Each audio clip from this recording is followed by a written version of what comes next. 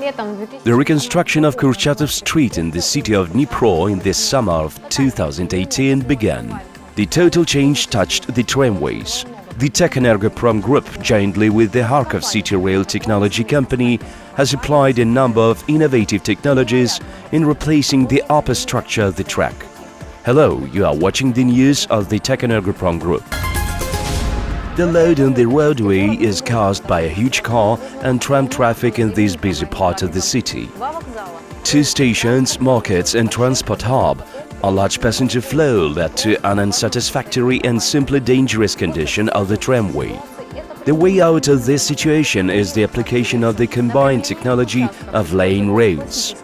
On straight sections used the classical technology of laying rails T62 on concrete sleepers. This technology has proven to be relatively inexpensive, reliable and safe. On the areas of alignment of rails with the motorway, use the well-proven technology RCS. Heavy plates in the gutters of which the rails are laid create an integrated tramway and roadway. On curvilinear sections, the laying is carried out using the new technology RS. The rails are laid in the troughs of the half-slippers with the subsequent pouring of concrete into the prepared formwork. The half-sleeves are part of reinforced block that gives a stiffness to the rail.